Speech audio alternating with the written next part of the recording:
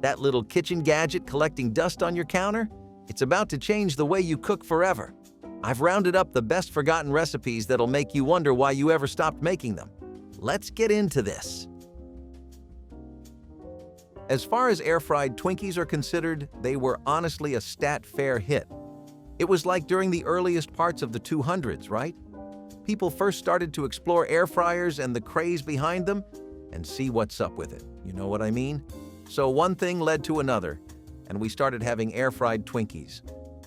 People had already pegged Twinkies as a fare-only item, so making the switch to cooking them at home with the convenience of yours truly was an easy and welcome change to the whole arrangement. Now, the air fryer was on an upward slope throughout the 2000s.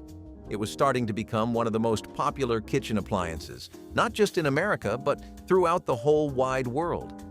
Ninja and Instant Vortex spared not $1 on marketing the absolute life out of these things. It was kind of like how the slow cooker started to take over. Then you get all these different food influencers showing you how Twinkies can be air-fried, and a lot of people just went from there, really. I'm telling you, it's all in TikTok. And if you go on there, one of the first instances of the air fryer craze you will find is the air-fried pasta chips trend in 2021. This was something that made Twinkies look like a regional joke people passed around a campfire for cheap giggles. But this thing? No, you were looking at a real heavyweight contender with pasta chips. So the idea here was super simple, as are most things when you have an air fryer. You just cook the pasta, coat it in seasonings, have it crisp up in the air fryer, and then just take it out. Since it was so simple, that's exactly why so many people started to try it, because of seeing an influencer, one of their followers, or just a random reel on TikTok or Instagram showing them how to make the most of their pasta chips and their air fryers. Plus, pasta chips could be customized according to the kind of seasoning you were going for. One thing I'll let you know is that TikTok is also pretty picky with what it decides to make headline news. ASMR-style videos, they get a bit of a default preference because of how 9 times out of 10 people stop at the video just to hear the sound of some sweet cathartic crunches. That's also why these supremely crunchy pasta chips were kind of all over people's For You page, even if they had liked maybe one reel about it. All things considered, I think we could have just continued on our merry way trying out new little things like Twinkies, pasta chips, tortillas, and, I don't know, air-frying Dorito-coated chicken fillets. But no, we had to go for air-fried watermelon steaks. Yeah, you heard me? Every single word of that sentence is a literal, recorded, canon, and highly digitalized event in our cooking history. Vegans have had some pretty good ideas. I mean, using mushrooms as a meat substitute, innovative, practical, and honest? Just straight up kind of cool. On the other hand, this is a freak show. TikTok users get a kick out of these out-of-pocket food trends, but really, watermelon steaks were just thick steak-like slabs that had been marinated in a bit of soy sauce, garlic, and liquid smoke. Now, I don't know what part of that makes it sound like a good meal to you, because to me it sounds like an indication to bring my own food the next time I meet that person, if there is a next time.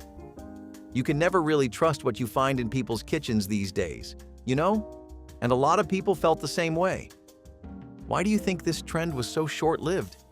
All this to say, you can't beat a tenderloin with a watermelon.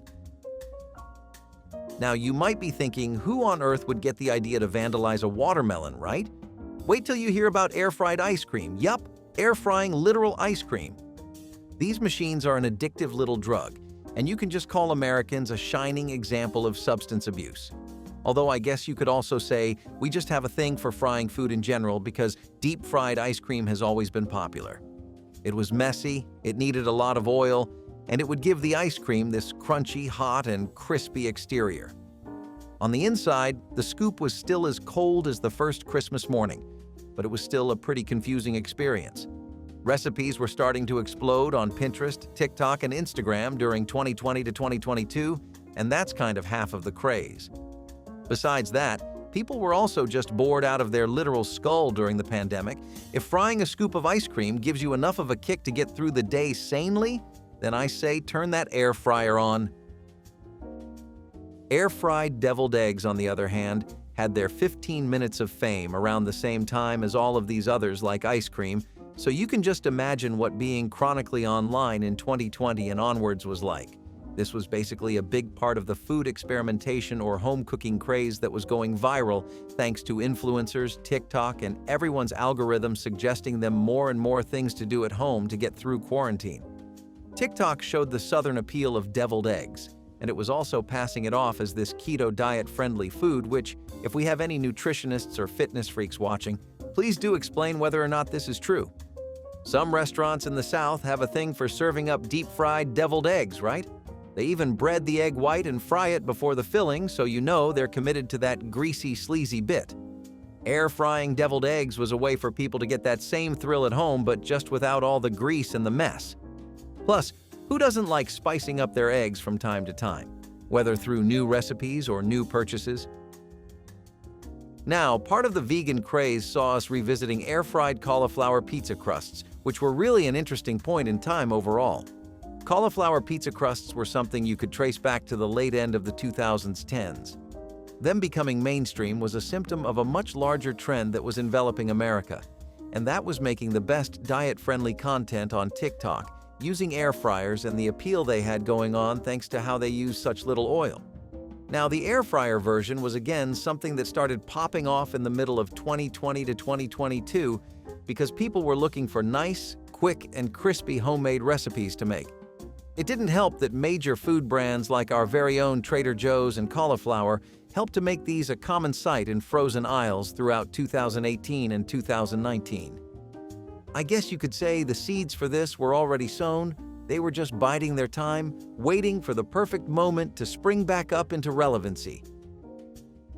Pumpkins, pumpkin speeds, October. It's something we all love and have loved since the dawn of American history, and air-frying pumpkin seeds is just mixing modern innovation with past tradition. It works like a charm. Roasting pumpkin seeds is a tradition that Americans always had throughout fall, and I don't see that stopping anytime soon. After you carve the Halloween pumpkins, you would always go back in and start roasting the seeds, and that was a really fragrant experience, mind you. Air-fried pumpkin seeds were something that never really became a viral TikTok trend that was stuck in everyone's heads like an earworm. They were instead a humble but very quality side character in the larger scheme of things. Air fryers are pretty good at circulating heat more evenly, so you know how sometimes you'd get burnt edges? That doesn't happen anymore thanks to them. Air-fried pumpkin seed recipes also doubled in popularity throughout fall seasons. Air-fried rice, on the other hand, was a definitive miss. See, traditionally fried rice is made in a wok or some kind of skillet using a sparse amount of oil and a lot of high heat. This helps it achieve that crispy texture and wok-esque flavor that we all go out to Chinese joints for. Around 2021, TikTok users had the idea of throwing even this recipe into the air fryer and seeing what food brain baby would come out of it. The idea was to basically recreate the wok-fried rice experience but without the intense amounts of oil, but this trend never took on. See, one thing about Southeast Asian traditions is that they really are that way for a very specific reason and a very specific purpose. Fried rice is usually cooked in a wok because nothing else provides that smoky flavor that's such a signature element of the whole dish. So this was never really able to take off as a trend or a food experiment that a lot of people wanted to try. Plus, a lot of people thought that air-fried versions were really bland, and that air frying wasn't enough reward for the amount of work you had to put in. It takes 10 minutes or less in a wok already, you know? French toast sticks are something that have been circulating throughout different parts of America, since the very lovely 1980s actually. But thanks to fast food chains like Burger King and McDonald's, a wide host of frozen products available in every grocery store your God-given sight can manage to scrounge up, and trust me, that number was a lot. The air frying was basically a way to get that beautiful crunchy exterior, but without the deep frying people had always come to associate it with French sticks, making them a lot closer to street-style French toast sticks instead of the traditional or authentic thing. Now, I'll be honest, some French people got mad and offended at this. And I can kind of get it, it doesn't have the same hit as normal French toast sticks do. But it also doesn't make you half as sluggish or drowsy after eating it because you just aren't eating that much oil anymore. Air-fried cheeseburgers were not really a viral TikTok trend. They were, on the other hand, a common recipe that almost everyone had known. It's also just kind of the fact that nobody really cares about things like typical old cheeseburgers. Not to say that they don't get pulled, they do, and a cheeseburger is still a lot of people's idea of a good time. It's just that there's so much more to do now. So many more recipes to try out. So many different parts of the world to recreate in the comfort of your living room with all these new kitchen appliances. It's like setting a kid loose in the storage unit of Disneyland, isn't it? Anyway, the process with these cheeseburgers is honestly what you might expect. Except that despite what you might think, the cheese was still added on the patty right at the very last second. Hey, they even put the brioche potato buns in there for full points. Air-fried sushi rolls were something that gained a lot of their time in the spotlight as a way to have comfort food. The premise of this recipe was a crunchy and warm version of your traditional sushi experience. The trend was basically coasting along on the momentum that tempura-fried sushi rolls had made for themselves, just without the deep frying. As you all may now, while none of us can really afford burgers, that doesn't mean we haven't consumed a metric ton, a real no-no amount of them throughout our lifetimes. The deep frying scare was real. People honestly didn't want to be messing around with too much oil, and that's a big part of the crazy momentum behind air fryers and air fryer recipes. Anyway, with this one, you just take some leftover sushi or homemade rolls and coat them in panko breadcrumbs. It really has to be panko ones, okay? They handle the air fryer the best. Now, the outside gets this light golden crust while the inside remains soft, and people essentially get to do a new spin on their leftover sushi, which really just makes everyone happy and also means you don't waste any food on the side. Win-win? As far as air fryers are considered, I think so. Now, air-fried gnocchi was just another thing entirely. This was a viral sensation exactly because it was bringing the best out of the air fryer medium. Soft, pillow gnocchi that had been transformed into this crispy, warm, hard, and golden bite. It was a complete turnover. Honestly, it was like watching Sonic change into supersonic. Now, instead of the typical soft and chewy affair you get with gnocchi, this was essentially somewhere in between.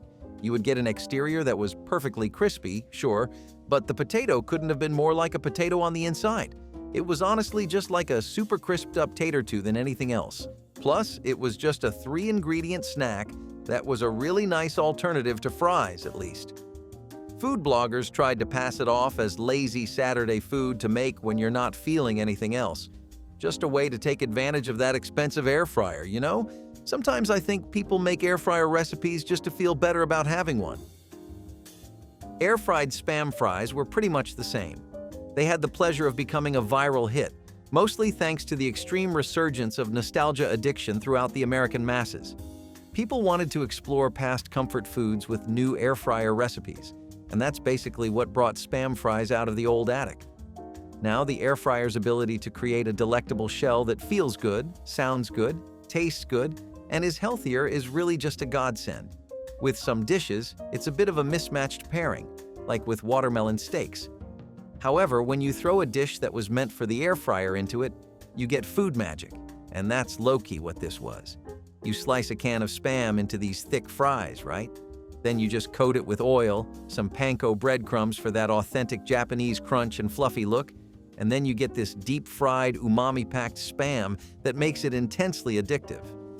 This was one of the nicest ways of looking back down on memory lane for a lot of the American people.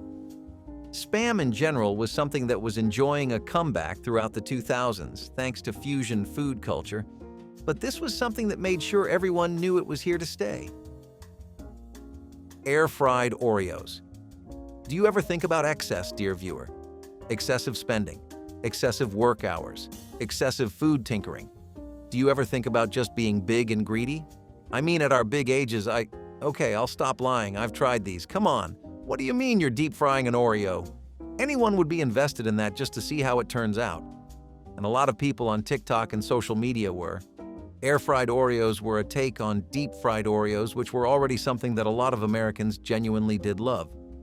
They were always there at state fairs, they were a big part of carnival food culture, and the air fryer version helped to make them a reliable hit without the negatives this time around. The dough would turn really light and crispy, but the Oreo inside would turn into this soft and melty bite, and the contrast between the exterior and that gooey inner? That's what made all the magic happen.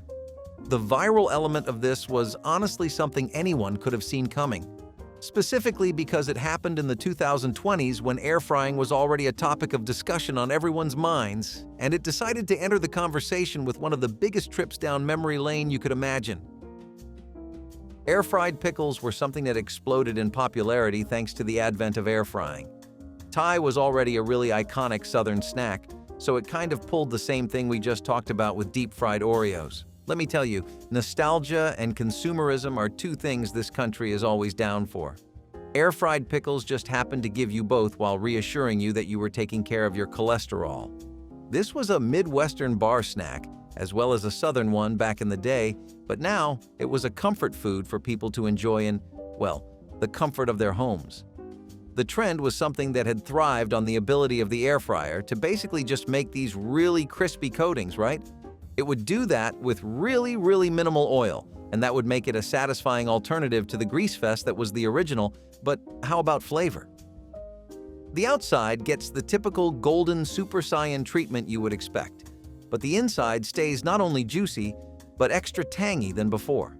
The contrast was what really kept people coming back, especially with ranch dressing. Now, air-fried corn on the cob was just as easy as making pickles. All you had to do was grab a brush and dip that bad boy in oil, get to coating your corn, and then you just seasoning it with some garlic powder, Cajun seasoning, or whatever else helps you sleep at night. Now, the kernels become these really crisp edges, right? They also maintain their juicy interior, so that's a big plus. This effect kind of mimics the way they crisp up when you're grilling them or roasting them. Plus, if you're the type to brush things with butter instead of oil, for health and all, then you might notice sometime. The butter actually does melt into the corn on the cob and enhances the flavors while adding a smoky flavor into it. It's viral because it's this really fast and easy recipe that's almost perfect for year-round usage. Its only downfall being that it just doesn't really hit that much, like it's not a main course. But that can be changed with just adding the right seasonings. You had Parmesan garlic butter corn, which had been brushed with melted garlic butter. You had Mexican street corn, which had been coated with cotija cheese, mayo, chili powder, and lime juice after frying, and spicy honey corn too. So you could definitely switch up the way you liked your corn. Air-fried cheese quesadillas were something that went viral as a way to basically have a restaurant-style experience right in the nice and familiar bounds of your kitchen, right? This time, you didn't even have to use a stovetop for anything. This trend was a part of the big love people were beginning to develop for all things related to air fryers, including any and all cooking hacks. The idea was to take comfort and convenience food and turn it into even more, well, comfort and convenience food. Texture and flavor-wise, this one's really worth noting down, folks. Tortillas on the inside turn golden brown, but they get a crunch the likes of which you have never experienced before. The cheese on the inside of the tortilla is obviously melted down to the very last molecule, but the texture it creates is a lot like a griddler quesadilla, but with like a crispy shell. People love the idea of mess-free quesadillas, and they also love the idea of never having anything to do with a skillet again. Plus, this was a recipe you could still customize whenever you wanted, and it was a meal that went super well with sour cream, guacamole, or any other kind of spicy dip.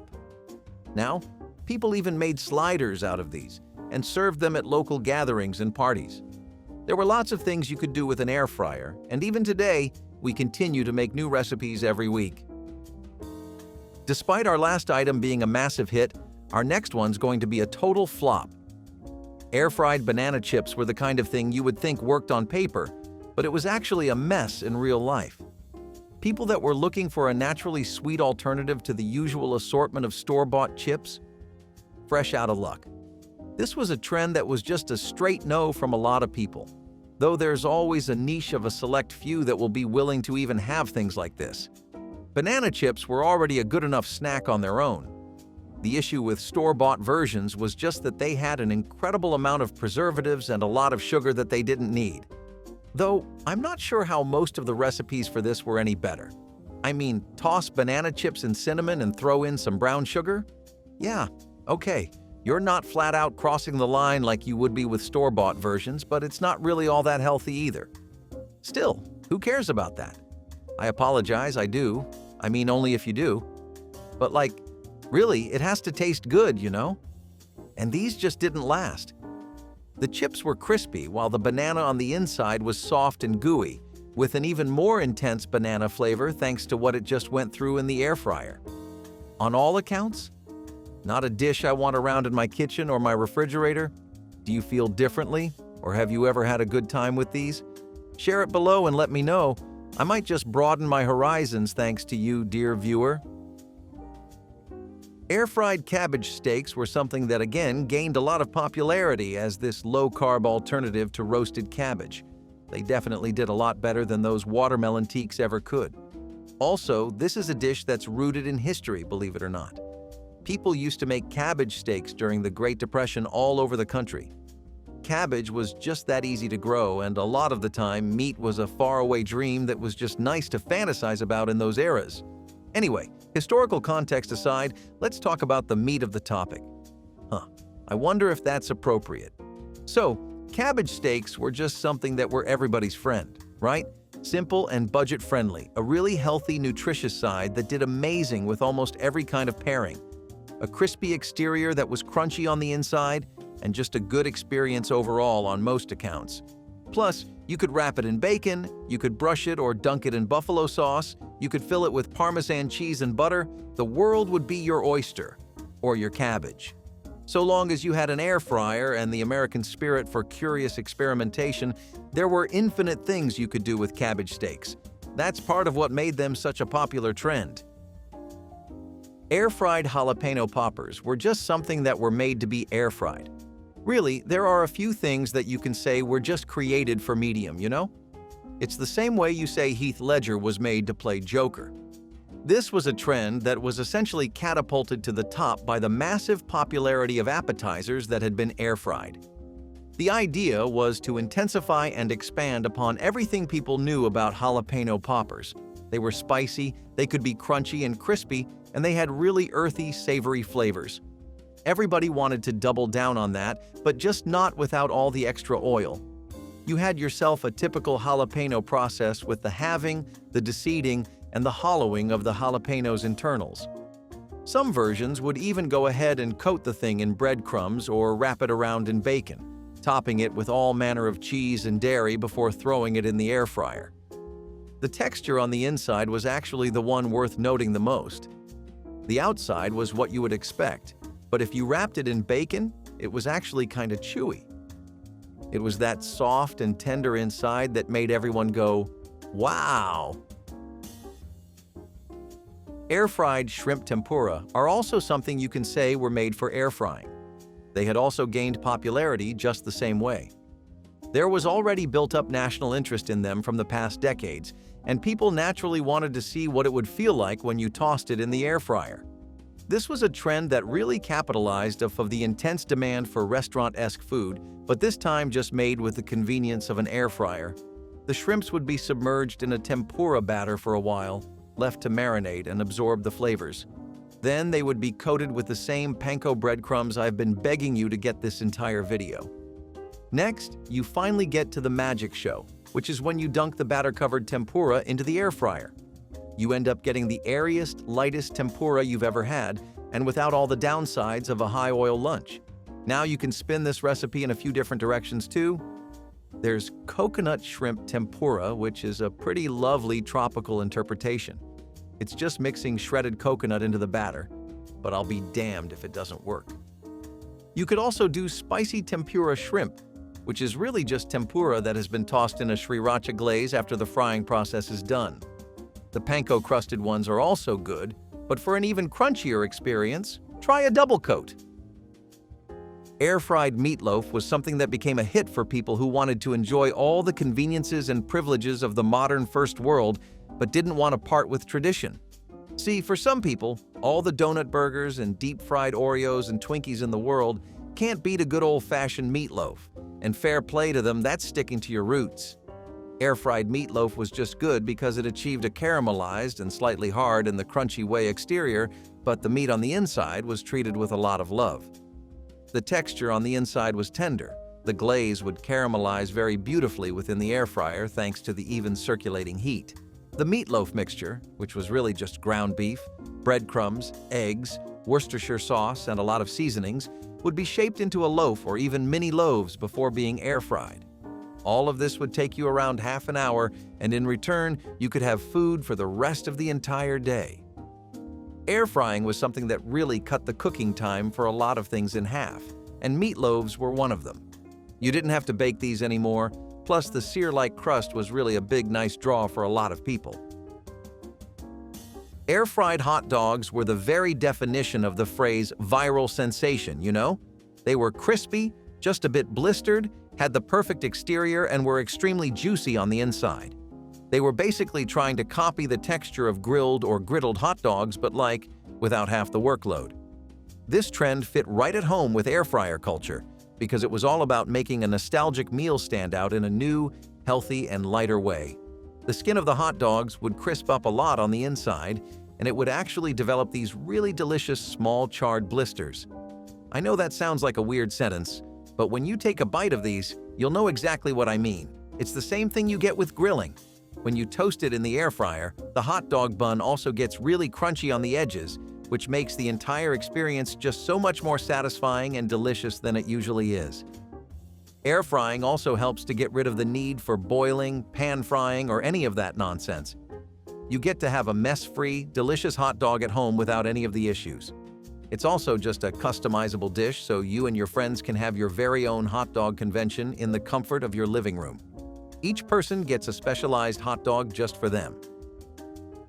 Air-fried blooming onions had gone viral as a way to enjoy a restaurant-style appetizer made with nearly none of the effort you see on Hell's Kitchen.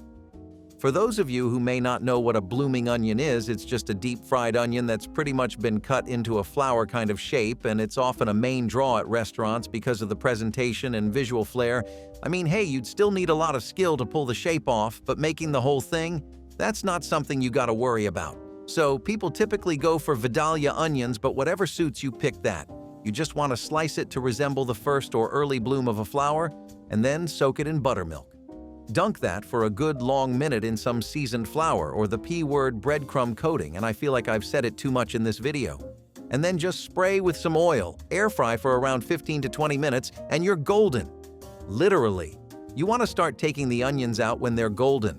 The deep-fried version of these is the undisputed grease king of the whole damn hill, but the air-fried version actually doesn't wage war on your insides on the way down. Air-fried apple fritters had become a really popular trend. They were just these alternatives to the usual apple fritter experience you would find in bakeries and different kinds of donut shops up and down the block. This trend was basically something that happened around 2021, and it really helped to propel the growing love there was for air fryer pastries. A really easy batter with flour, eggs, sugar, and some cinnamon was honestly all you needed. Throw in some diced apples and just a few scoops of batter here and there in the air fryer, spray it with some oil, and cook for like 10 minutes. Remember to flip it halfway through. See how easy that was? Even your kid could do it. On second thought, don't leave them around oil that's been frying at 375 degrees. What you get out of these is the beloved bakery treat only with a brand new makeover. The outside is just like what you remember, except even more golden and crispy, while the inside is actually just completely soft and fluffy. It's filled with these perfect warm spiced apple chunks too, and although it is indeed a completely different experience from deep-fried fritters, it's a classic caramelized apple cinnamon fun that you just can't miss out on. Plus, glazing these with maple syrup, mixing in chopped nuts and walnuts, dipping it in vanilla or whipped cream. All of those are premium snack ideas, especially for when you're watching your favorite sitcom. Chicken divan is all about comfort, featuring chicken and broccoli smothered in a creamy cheese sauce, baked to perfection. It originated in the early 20th century at the Divan Parisien restaurant in New York City, named for the very place that concocted it. Initially designed as a showcase of the chef's skills in French cooking, chicken divan made its mark in the mid-20th century as a dish that blended sophistication with simplicity. To make it, layer cooked chicken and broccoli in a baking dish, pour over a sauce made from butter, flour, cream, and cheese, and bake until it's golden and bubbly. This dish is a testament to the fusion of French culinary art with the comfort of American home cooking, creating a truly delightful dish. Magic Pan crepe cakes come from those Magic Pan restaurants that made crepe dishes a big deal back in the 60s and 70s. Here's how they do it. They layer up thin crepes with all sorts of fillings, from sweet creams and fruits to savory cheeses and spinach. Basic crepe batter is pretty simple, just flour, eggs, milk, and butter. But when you stack them up and fill them just right, it turns into something special. Each layer was carefully assembled to ensure the flavors melded beautifully, providing a gourmet experience that was rare at the time. These crepe cakes were a hit because you could watch them being made right in front of you, which was pretty cool back then. Though they were a favorite for a while, as the Magic Pan spots closed down and eating out got more casual, crepe cakes weren't as common. When they served them, it was always with style, dressed up with a little sauce or a sprinkle of powdered sugar to make them look as good as they tasted. The bologna and egg breakfast sandwich is a straightforward and satisfying dish that has been enjoyed since the mid-20th century. This dish combines fried bologna, a cooked egg, and cheese on a soft roll or bread. Fried bologna sandwiches have been a staple in working-class American households since the early 20th century, providing a hearty and affordable meal option. The bologna is typically prepared by frying it until it develops a crispy edge, while the egg is cooked to preference, often sunny side up or over easy. The sandwich is usually served on a soft roll or white bread, complementing the savory fillings. In 2019, a food truck in Nashville, Tennessee, gained attention for serving gourmet versions of the classic bologna and egg sandwich, elevating it to a trendy brunch item. Spam and pineapple sandwiches capture a uniquely American taste for sweet and savory combinations that soared in popularity during World War II. Introduced to the American military in 1937, Spam became a staple in many households. The recipe for Spam and pineapple sandwiches represents the culinary influence of Hawaii on the mainland, which intensified after Hawaii became a state in 1959. The sandwich features crispy slices of fried Spam paired with sweet, slightly charred pineapple rings, nestled between slices of toasted bread. This blend of salty meat with the caramelized sweetness of pineapple provides a delightful contrast in flavors. Optionally dressed with mayonnaise or a slice of cheese, these sandwiches reflect a significant Hawaiian influence on mainland American cuisine, particularly during the 1950s when Hawaiian culture gained widespread appeal. The result is a dish that marries diverse culinary traditions in a uniquely satisfying way. Poke cake hit the scene in the 70s and got everyone excited because you could do so much with it. After baking a simple vanilla or chocolate cake, you poke holes all over it and fill those up with Jell-O, pudding, or sweetened condensed milk.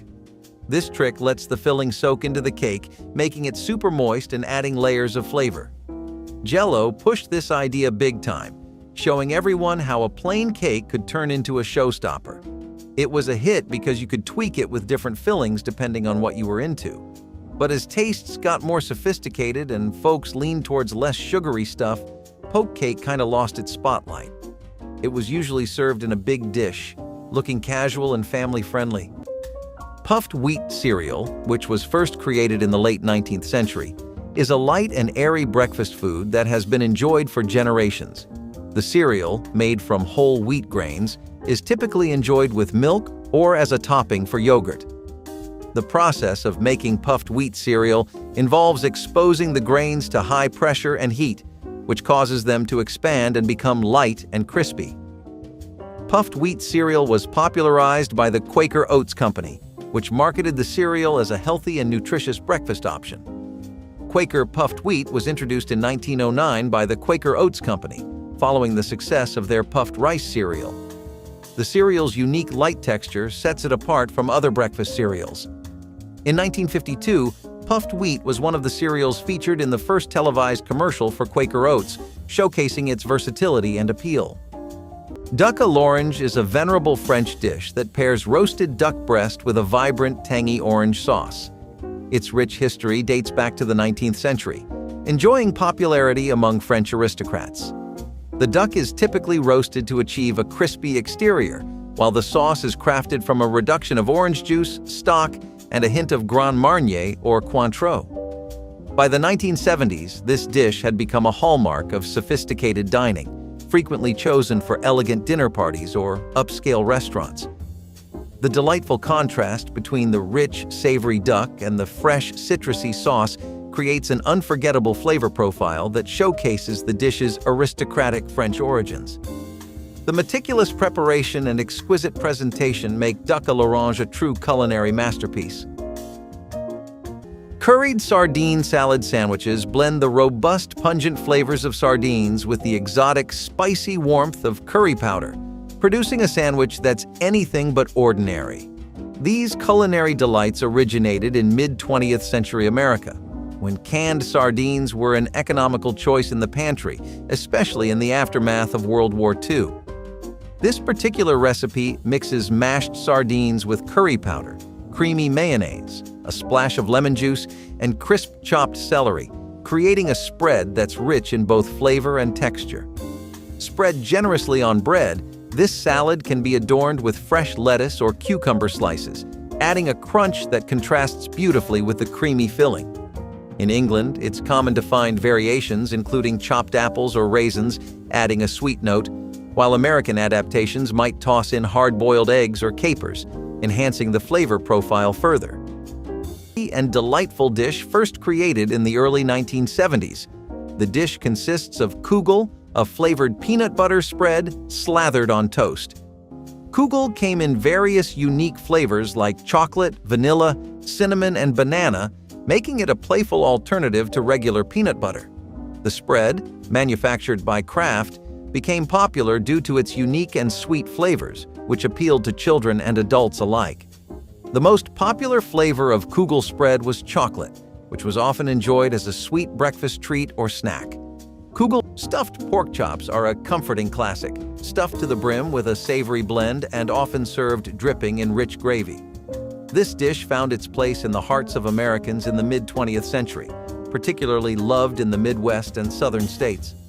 The preparation starts by cutting a pocket into pork chops, which are then filled with a stuffing made from breadcrumbs, onions, celery, and herbs.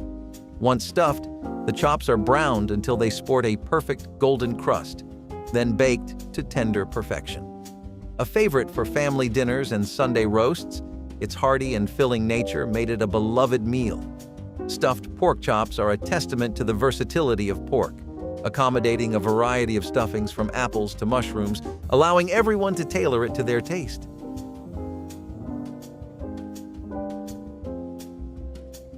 Snowball cakes are all about that winter vibe, with their fluffy marshmallow filling and a coating of shredded coconut that looks just like snow. Inside, there's a chocolate sponge cake that keeps everything rich and interesting. These treats got their name from their cool, snowball-like appearance, making them a hit during the holiday season.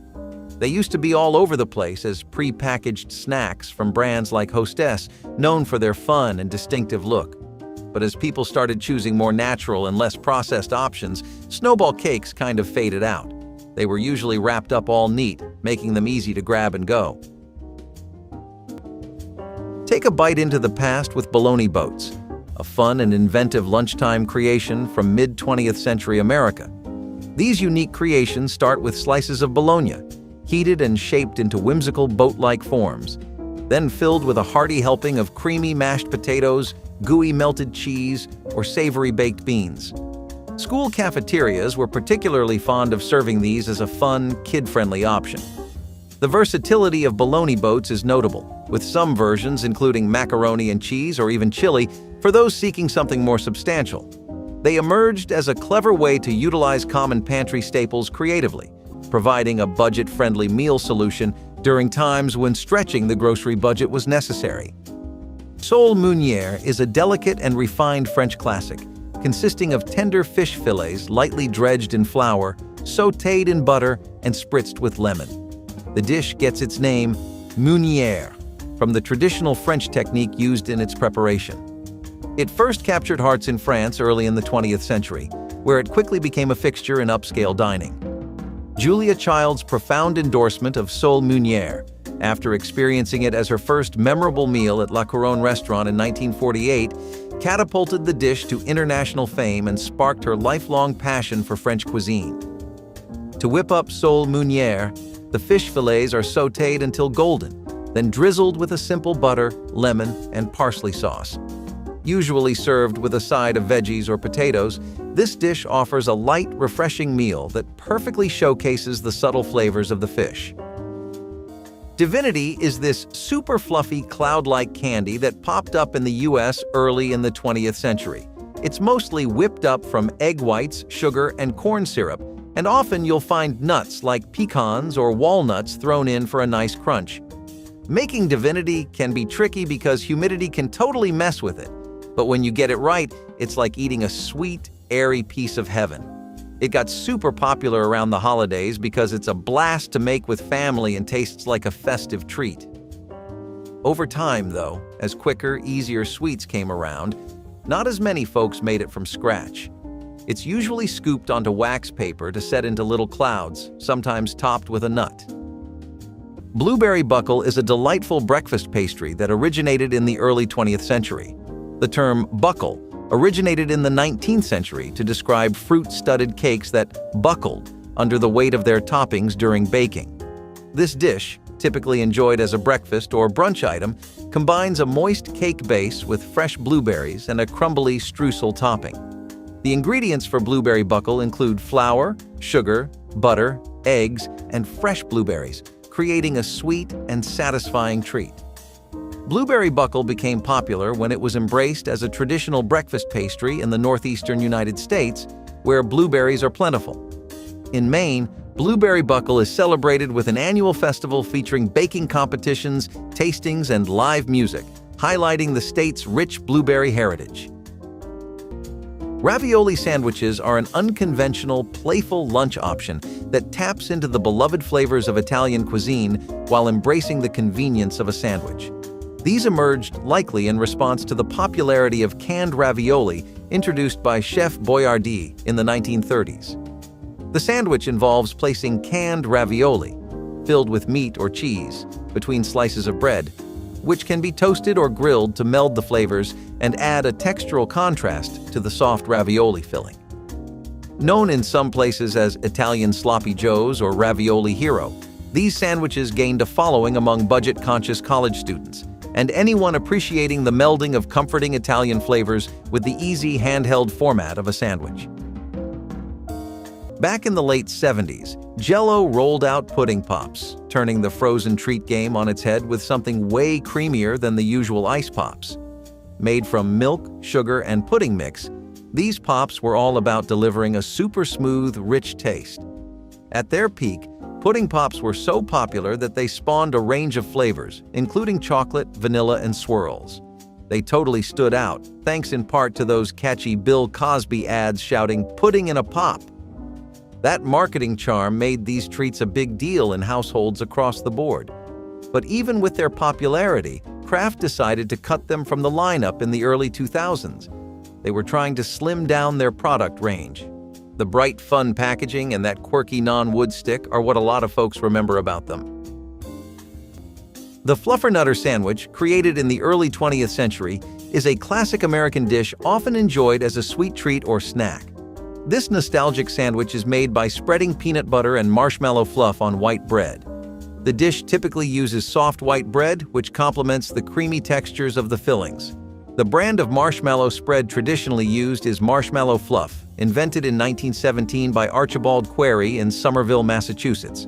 It was originally sold door-to-door before gaining widespread popularity. The sandwich became a popular childhood treat in the mid-20th century because of its sweet and satisfying taste. The term Fluffernutter was coined by an advertising agency in the 1960s, solidifying the sandwich's identity. Shepherd's pie is a homely casserole crafted with ground meat and vegetables, crowned with a layer of mashed potatoes. Originally from the United Kingdom and dating back to the late 18th century, this dish traditionally uses lamb, as the name shepherd suggests, differentiating it from cottage pie, which uses beef. The typical preparation involves sautéing ground lamb with onions, carrots, and peas, then topping it with a creamy layer of mashed potatoes and baking it until it achieves a golden color. Shepherd's pie was a dining staple in both British and American homes throughout the 1970s, offering a robust and comforting meal. It gained particular favor during the colder months, providing a warming, comforting dish perfect for family dinners or gatherings where its layered textures and flavors were particularly appreciated. Peanut butter and pickle sandwiches present a surprising mix of flavors that demonstrates the adventurous side of American sandwich making. Originating in the mid-20th century, this combination pairs the creamy, slightly sweet taste of peanut butter with the sharp, crunchy tang of pickles. Often referred to as the Southern Comfort Sandwich in the southern United States, it features a liberal spread of peanut butter on bread with layers of thinly sliced pickles.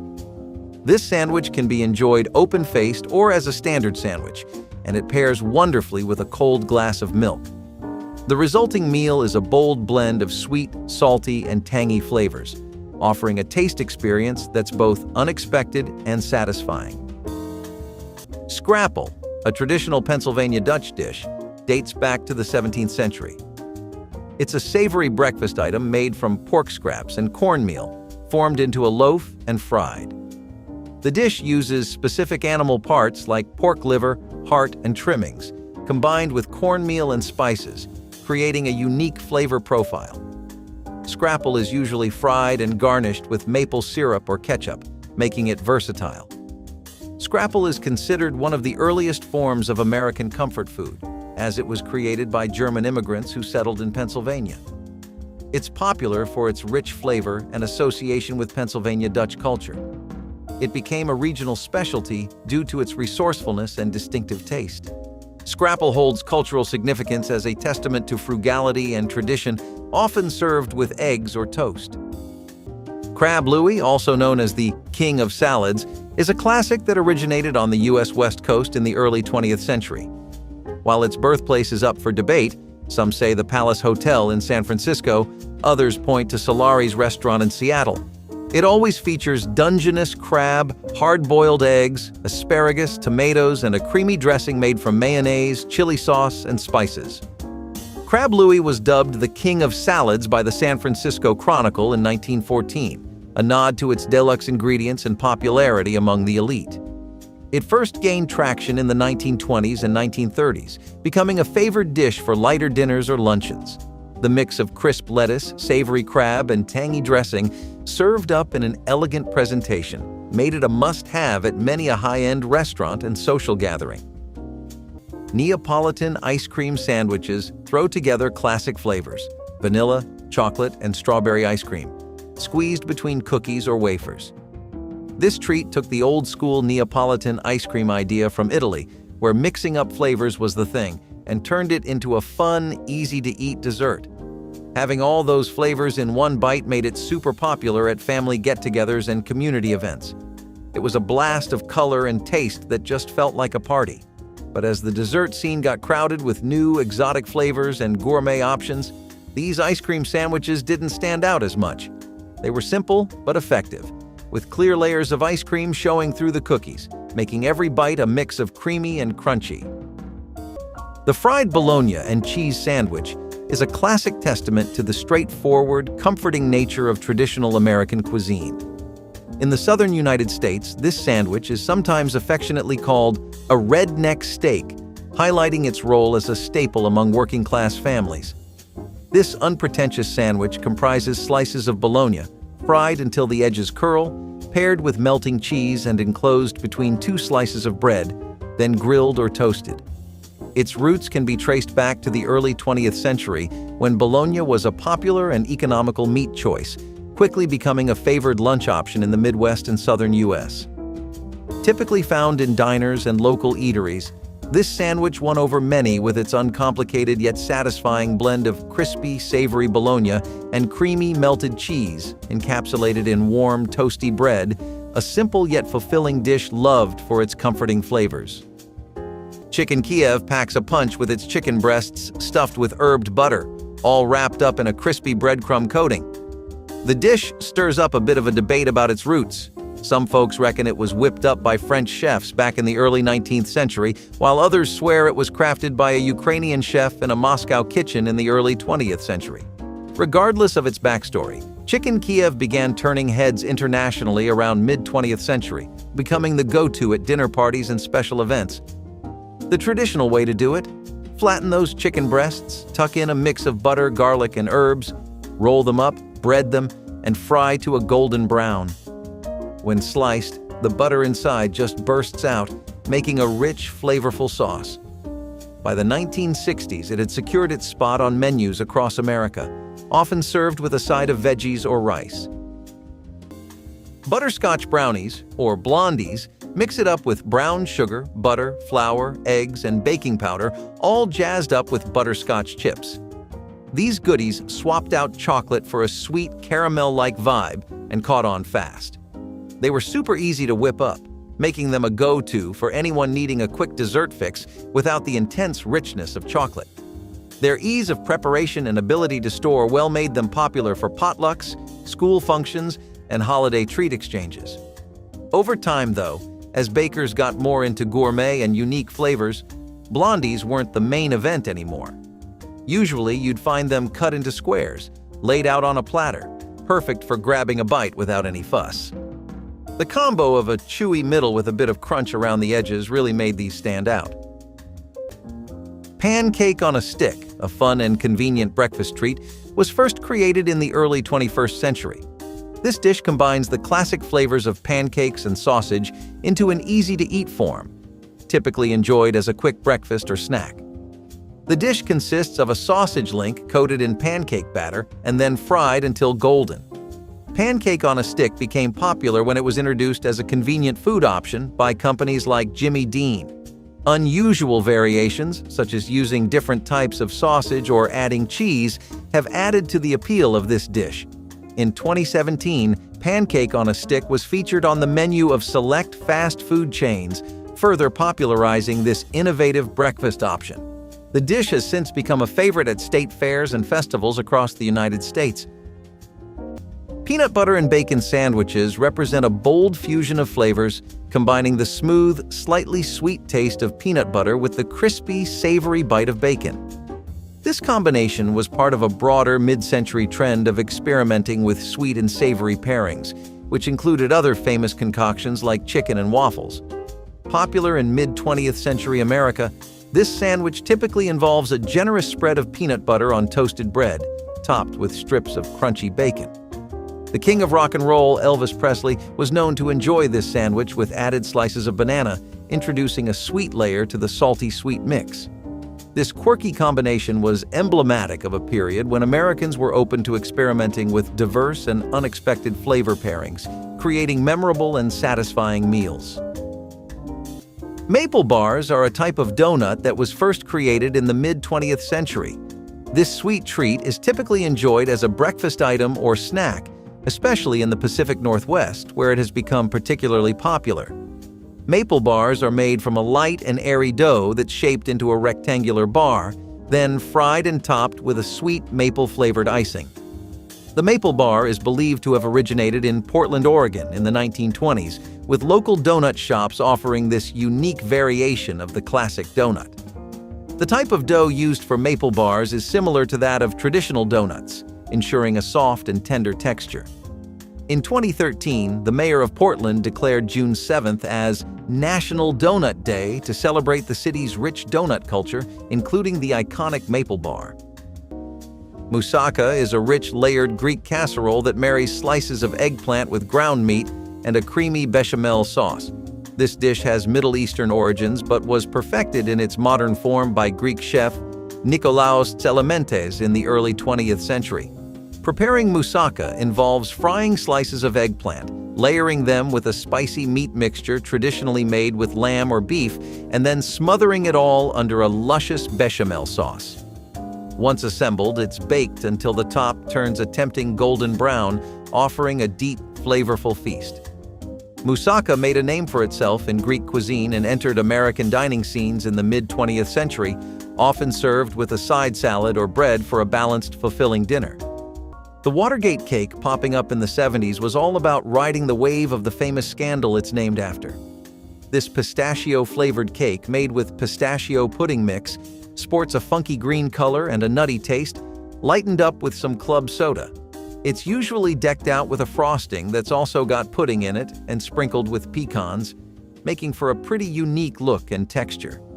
The whole novelty of its theme and the connection to a wild moment in politics helped make it a hit.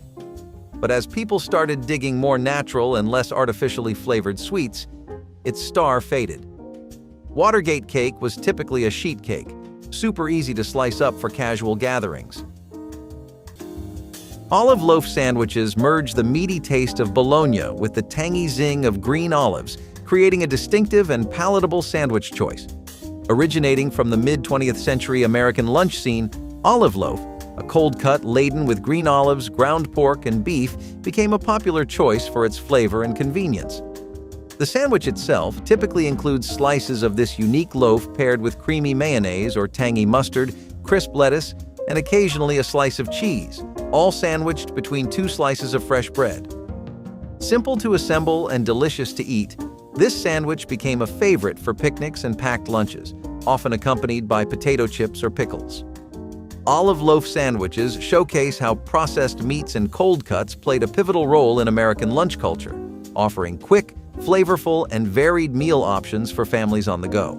Eggplant parmesan is a hearty Italian-American favorite that layers crispy breaded eggplant slices with marinara sauce and cheese. This vegetarian delight originally hails from southern Italy, known there as melanzane alla parmigiana, and made its way to American shores with Italian immigrants in the late 19th and early 20th centuries.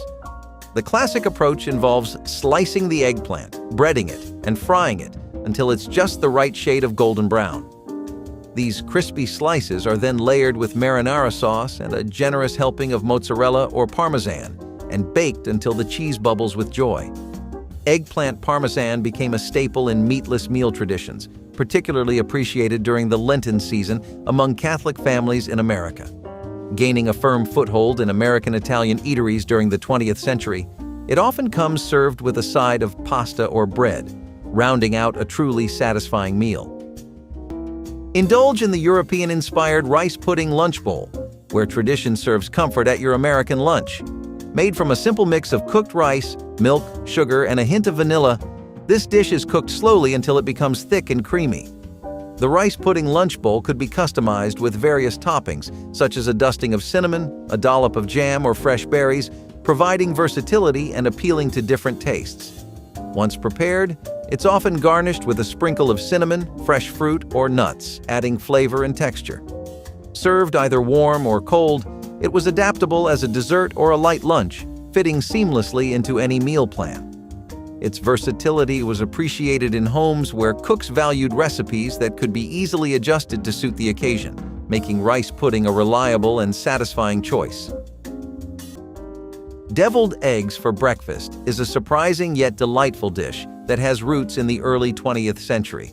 It's a brunch favorite, featuring hard-boiled eggs filled with a creamy mixture of egg yolks, mayonnaise, mustard, and spices. Dijon or yellow mustard is typically used for a tangy kick, while toppings like paprika, chives, bacon bits, or caviar add variety.